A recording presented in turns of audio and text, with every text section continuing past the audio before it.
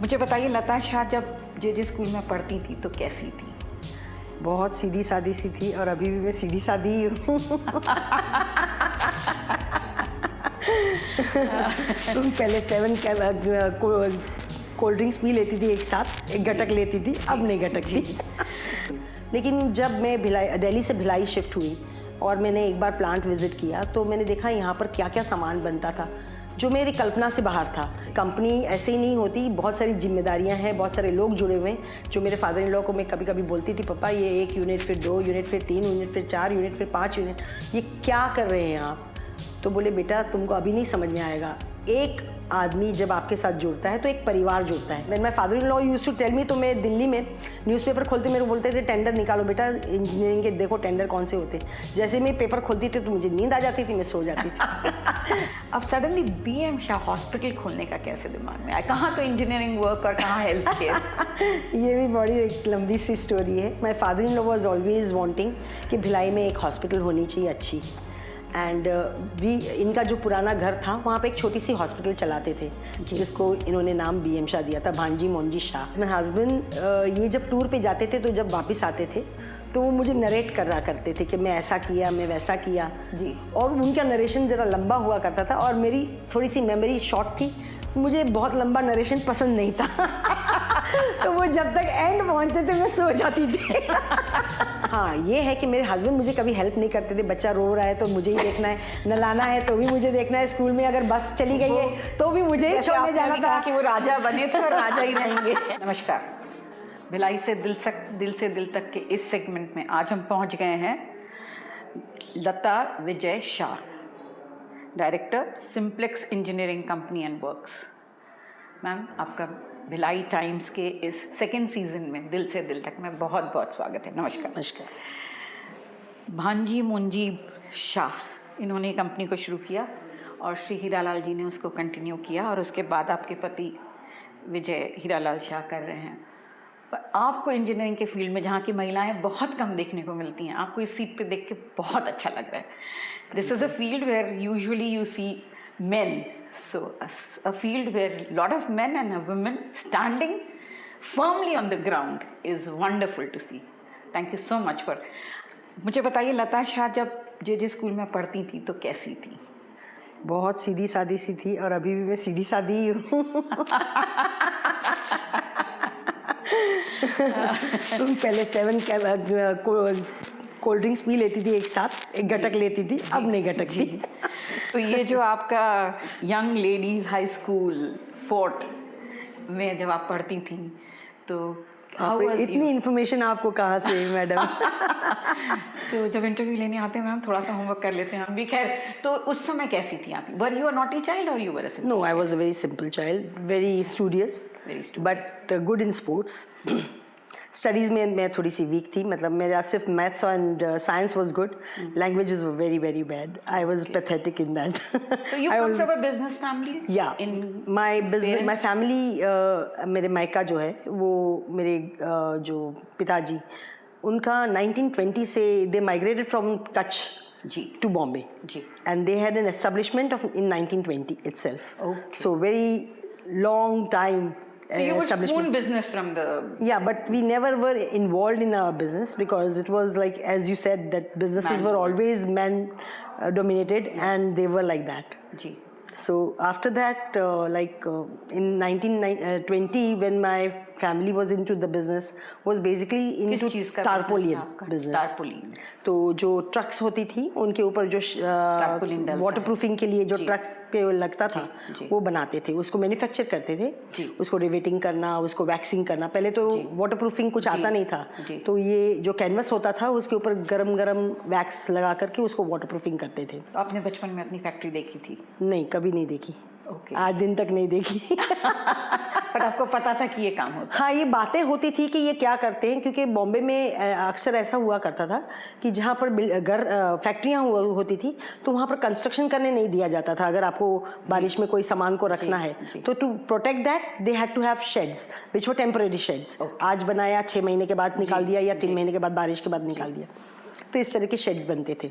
फिर आप स्कूलिंग के बाद जे स्कूल आ गई। स्कूल के बाद कह में रही हैं साइंस और मैथ्स में इंटरेस्ट था हाँ, आपको। मुझे तो मैंने आर्ट्स लिया था पर and I had taken psychology but because I was not sure whether I would get into JJ और नॉट।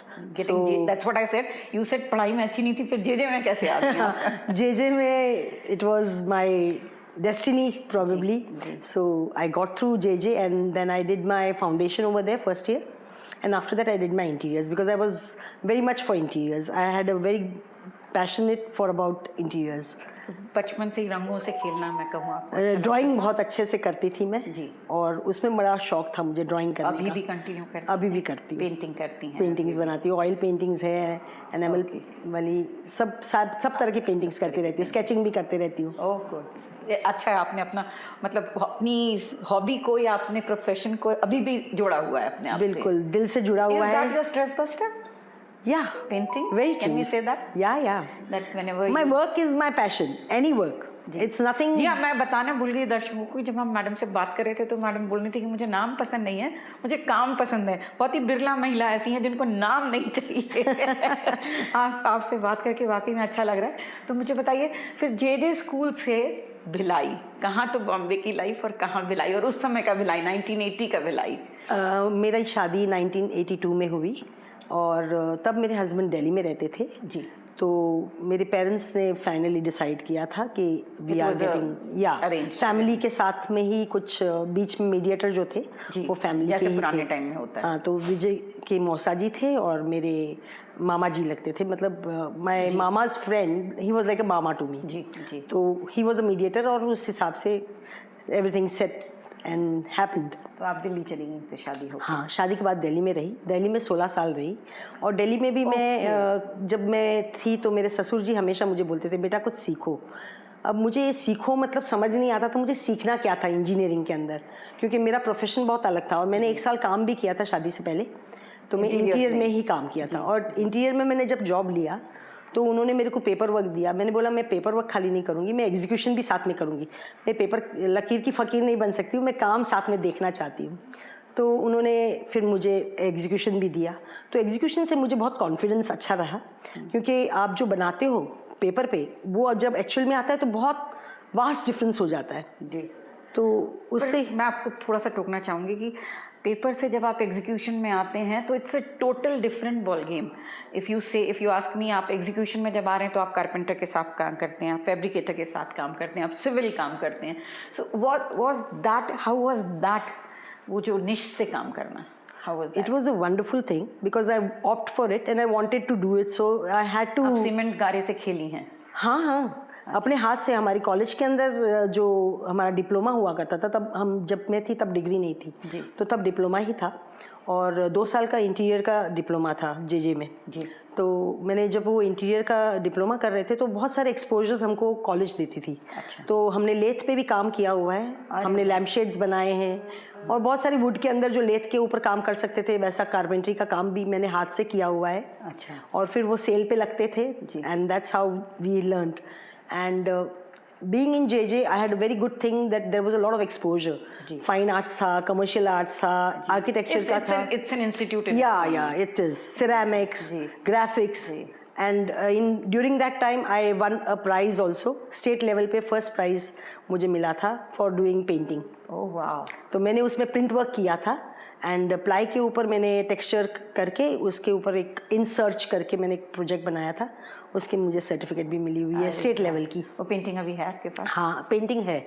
अच्छा, सर्टिफिकेट भी है। तो दिल्ली से फिर यहाँ आना कैसे हुआ? दिल्ली से आने के बाद यहाँ भिलाई का ऐसा रहा कि पापा बोले कि अब बेटा मुझे शिफ्ट होना पड़ेगा। हम लोग ने फैमिली डिस्कशन किया तो मेरी मदर इन लॉ बोली कि बेटा तुम लोग यहाँ रहो दिल्ली में, हम लोग भिलाई जाते हैं। तो मैंने मदर इन लॉ को बोला कि नहीं मम्मी, आप जहाँ जाएंगे हम साथ में रहेंगे। तो हम उनके साथ में भिलाई आए क्योंकि मेरे हस्बैंड और मेरे फादर इन लॉ दोनों टूर पे बहुत रहते थे। एक्सपोर्ट्स का बहुत सारा था और कोलैबोरेशंस बहुत सारे थे। तब उन दिनों में इन लोग की टूर बहुत होती थी, तो करीब 15-20 दिन की टूर रहती थी हर महीने की। And he is the only son? Yeah, he is the only son. He doesn't have any other sibling. Okay. तो ऐसे ही बस। और मेरे ससुर जी मेरे को हर बार बोलते थे बेटा कुछ सीखो, कुछ सीखो सीखो। ऐसे सीखने को तो मुझे समझ ही नहीं आता था कि इंजीनियरिंग में मैं क्या, मेरा रोल क्या हो सकता है, क्योंकि मेरा फील्ड बहुत अलग था और मेरा एक्सपोजर भी बहुत अलग था। लेकिन जब मैं दिल्ली से भिलाई शिफ्ट हुई और मैंने एक बार प्लांट विजिट किया तो मैंने देखा यहाँ पर क्या क्या सामान बनता था जो मेरी कल्पना से बाहर था, कि स्टील में भी इस तरह का सामान बन सकता है। ये मेरी सोच से यहाँ पर वो रेलवे का कुछ सामान बन रहा था, तो I mean it was very integrated work which I could not imagine कि steel also could do like that because I have not seen the world in different manner। मतलब इंजीनियरिंग के मेथड से मैंने देखी हुई नहीं थी दुनिया, लेकिन जब यहाँ आई तो मैंने बहुत एक मैं कहूँ कि बहुत ऊपर की स्थान के सामान को देखा जो मुझे इंस्पायर किया कि मुझे ये, मतलब I am looking after such a small family and there is lot of things to learn. And my father in law used to tell me, तो मैं दिल्ली में न्यूज़पेपर खोलते मेरे को बोलते थे टेंडर निकालो बेटा इंजीनियरिंग के, देखो टेंडर कौन से होते। जैसे मैं पेपर खोलती थी तो मुझे नींद आ जाती थी, मैं सो जाती थी। तो इस पोजीशन में मैं तब वहाँ पर थी। और जब यहाँ आई तो जब फिजिकल प्रोडक्शन देखा, ईयर की बात है ये 84 से मैंने सिम्प्लेक्स में जाना वहाँ दिल्ली में स्टार्ट किया था। लेकिन उसके बाद मैंने बोला पापा ये मेरे cup of, this is not my cup of tea, so I stopped from going and then I came to Bhilai. Then when I came to Bhilai I saw the works. पर मैं दिल्ली में भी ऐसे ही आइडल नहीं बैठी थी, मैं बुटीक चलाती थी, लेडीज़ का गारमेंट्स बनाती थी। एक एक्सपोर्ट लेडी के साथ में मेरा टाई अप था और मैं उसको जैकेट्स बना करके सप्लाई करती थी। खाली कभी नहीं बैठी हूँ, कुछ ना कुछ करते रहने हाँ, का खाली बैठना मेरे बस का नहीं जुनून था, मतलब that is a punishment for me. तो फिर आप ये फैक्ट्री में धीरे धीरे आई या यूट्यूब? नहीं, उसमें भी एक स्टोरी है मेरी जो मैं आपको बताना चाहूँगी। एक एजेंसी, एक सेल्स एजेंसी करके एक कंपनी थी हमारी, प्राइवेट लिमिटेड कंपनी थी। तो उसमें मैं पार्टनरशिप कंपनी थी और मैं उसमें पार्टनर थी। तो एक दिन एक अकाउंटेंट आया, मेरे से चेक साइन करवा के गया। मैंने चेक साइन कर दिया, फिर दूसरे दिन दोबारा आया। तो जब दूसरे दिन दोबारा आया और वो बोला चेक साइन करना है मैडम। मैंने बोला कल तो किया था, आज फिर से बोले मैडम ओडी हो गया। अब मैं उसको बोलूँगी और मैं चेक साइन एक पार्टनर होकर के मेरे को कुछ पता नहीं है। तो it was a shame for me, but yes I was not aware of things and I never went into it कि मुझे कुछ सीखना है ऐसा।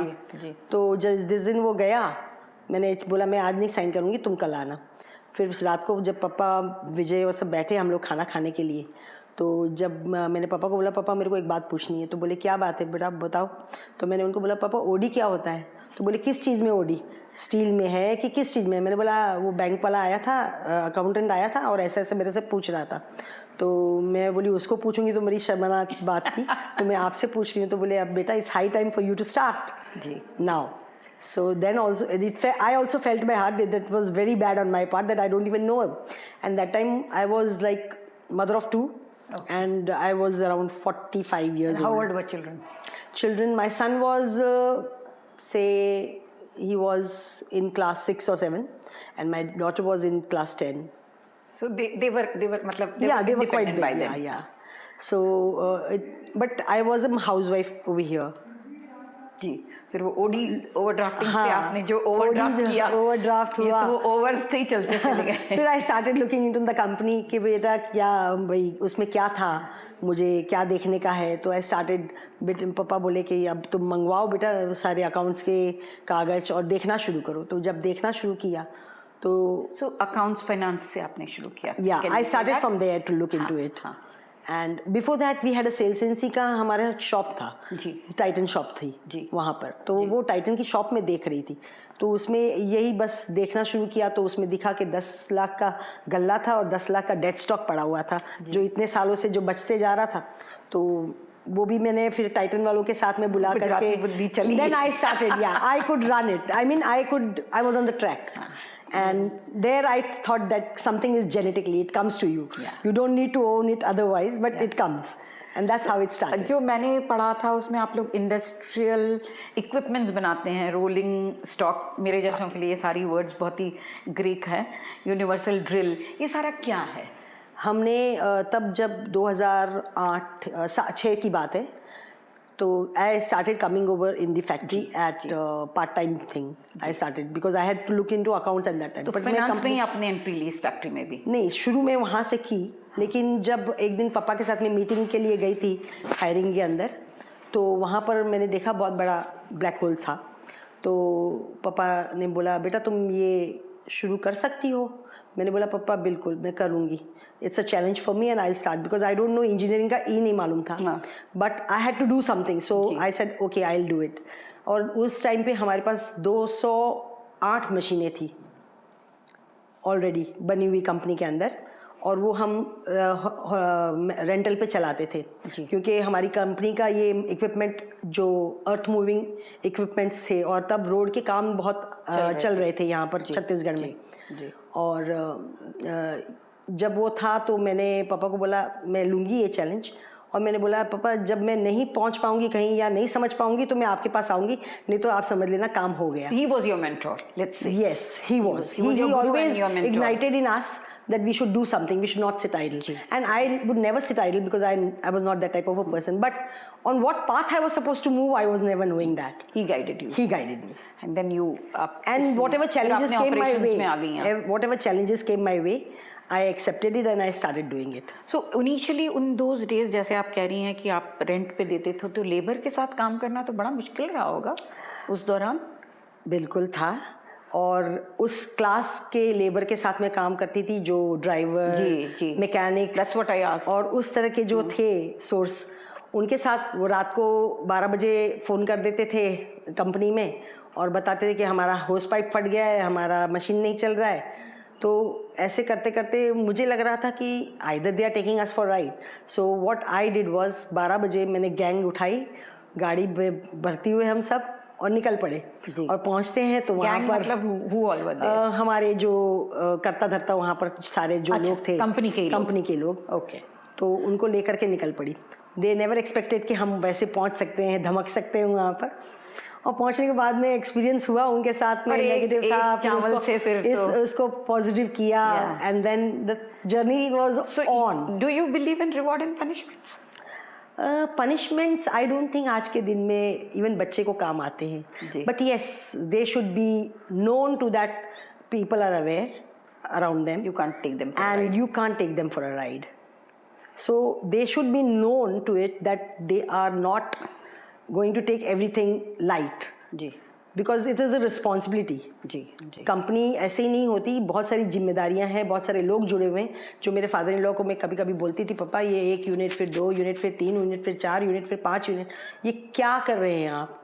तो बोले बेटा तुमको अभी नहीं समझ में आएगा, एक आदमी जब आपके साथ जुड़ता है तो एक परिवार जुड़ता है, तो 6 लोग, तो मैं ऐसे you are a family to so many of them. Yes, and all are your family. So your family becomes so big.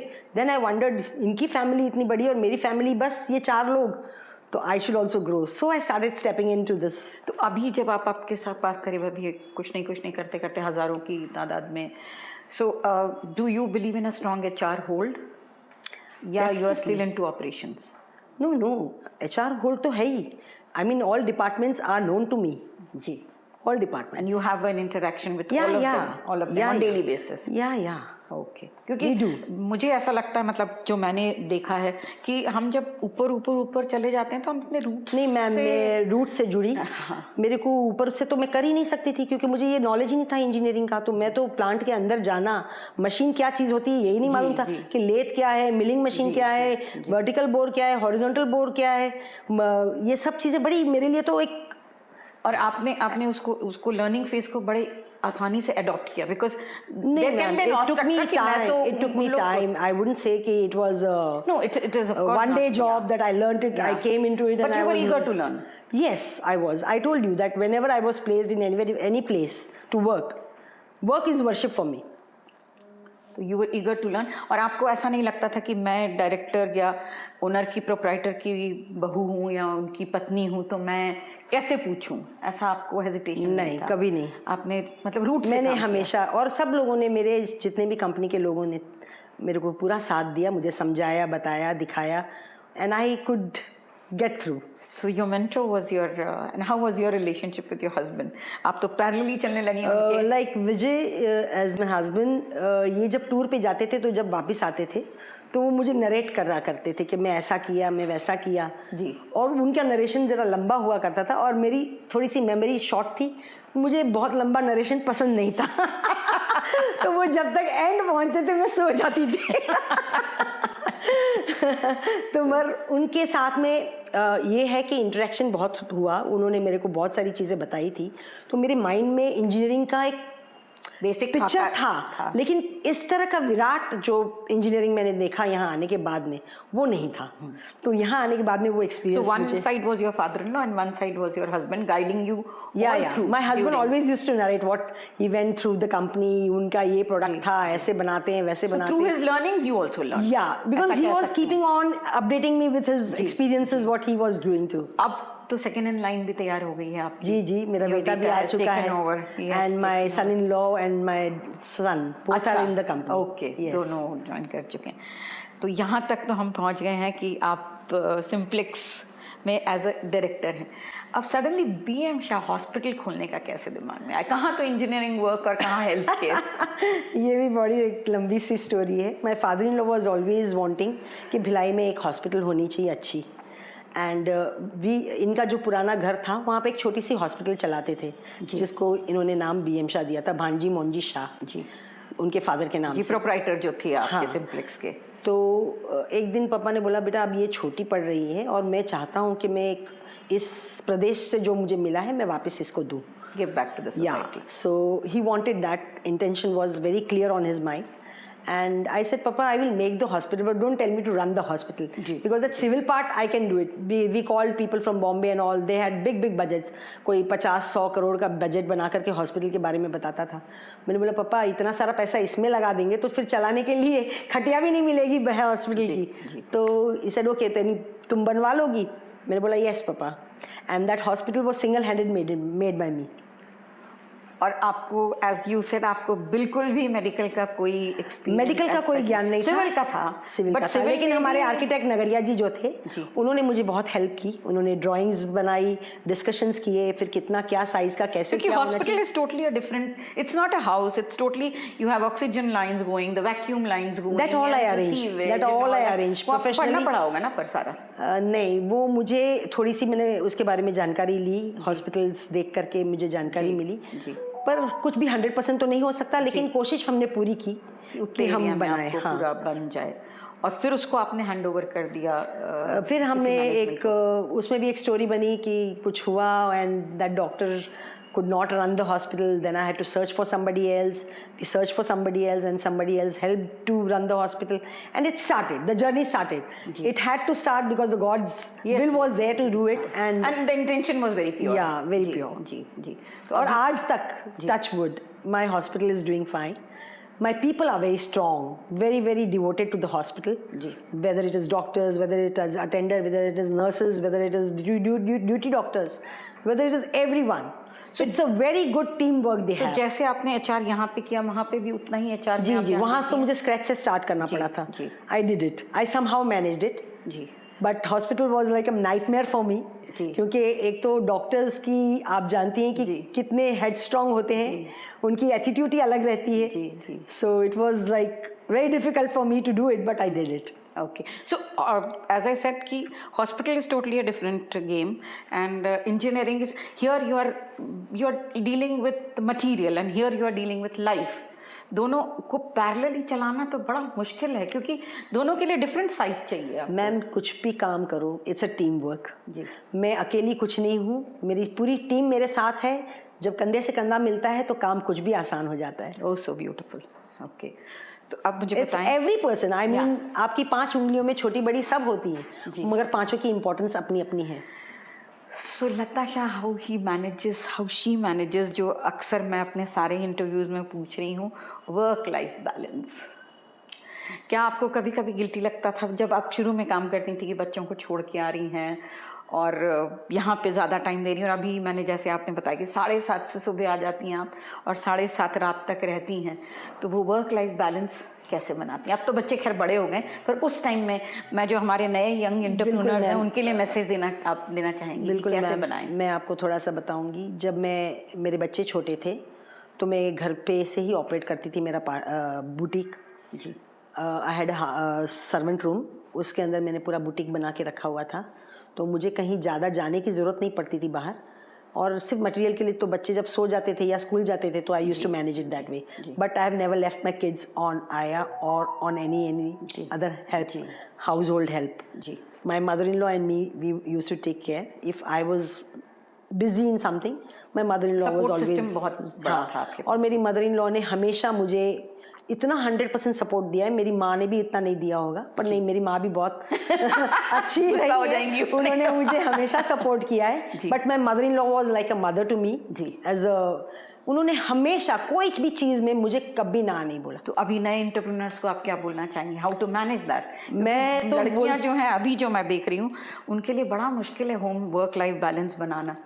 मेरे को लगता है सब कुछ आपके मस्तक में है.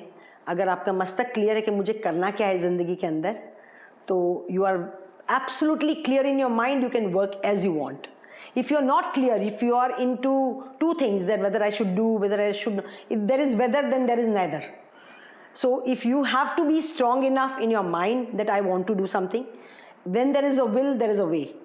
Yeah, of course, but balance तो आपको ही करना है. कैसे करना चाहिए, मैं मैडम खाली वो नहीं, मेरे को तो लीगल भी नहीं आता था. मैं लीगल का बहुत सारा देखती हूँ. जी जी, बहुत सारी चीज़ें हैं. But see there are professionals. You have to know how to handle them.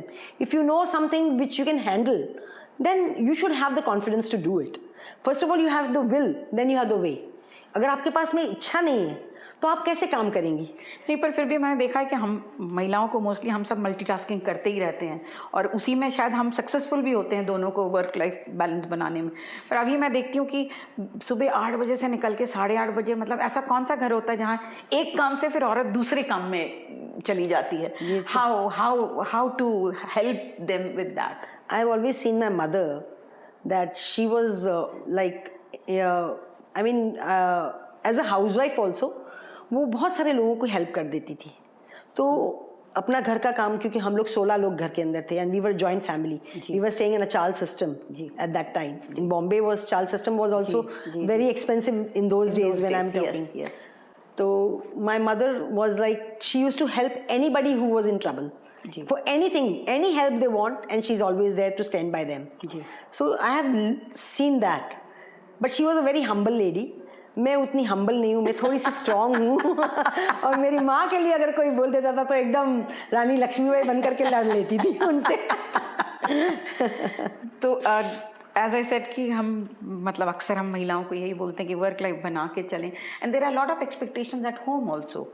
बहुत सारी उनसे एक्सपेक्टेशन होती है कि आज संडे है तो हम सोचें कि आज रेस्ट कर लें. तो संडे को अक्सर होता है कि माँ कुछ अच्छा बना के खिलाए या माँ कुछ स्पेशल करे. बच्चों के लिए प्लानिंग करना, बच्चों की देखभाल करना. अभी ये वाली जो जनरेशन है ये तो फिर भी, पर जो हमारे से एक डिकेड पीछे वाली जनरेशन है उनको तो बहुत ही मुश्किल होती है, because they have to balance both. So, आप उनको क्या कहना चाहेंगी, काम करें या ना करें? पहले तो यहीं से शुरू करती हैं. मेरी डॉटर इन लॉ डॉक्टर है जी, और अभी उसके बच्चे दोनों छोटे हैं, स्कूल जा रहे हैं, और एक छोटा वाला तो एकदम ही हाथ की गोदी वाला है अभी जी. लेकिन मैंने उसको भी देखा है, बहुत अच्छे से मैनेज करती है जी. वो घर के जहाँ मैं नहीं देखती हूँ वहाँ देख लेती है वो. तो हमारा बैलेंस बहुत अच्छे से एक दूसरे के साथ चलता है. और वो बहुत लर्नेड है, मैं ये समझती हूँ, क्योंकि मैं तो 12th पास भी हूँ, मैं 10th पास हूँ. और वो एक डॉक्टर होते हुए वो घर की जिम्मेदारियों को बहुत अच्छे से निभाती है. और बेटे के साथ भी उसका बहुत अच्छे से ट्यूनिंग है. हाँ, ये है कि मेरे हस्बैंड मुझे कभी हेल्प नहीं करते थे. बच्चा रो रहा है तो मुझे ही देखना है, नलाना है तो भी मुझे देखना है, स्कूल में अगर बस चली गई है तो भी मुझे ही छोड़ने जाना था. कि वो राजा बने थे और राजा ही रहेंगे. पर अभी बेटा करता है. तो अब ये जमाने के साथ में वो बदला है. तो आई वुड अप्रिशिएट. मैं चाहती मेरे हस्बैंड ऐसे करते, लेकिन उन्होंने कभी किया नहीं. हमारे टाइम मुझे तो याद भी नहीं आता कि कभी बच्चे को ऐसे लेकर के घूमे कि भाई 10 मिनट में बीवी को रेस्ट करने दे दूं.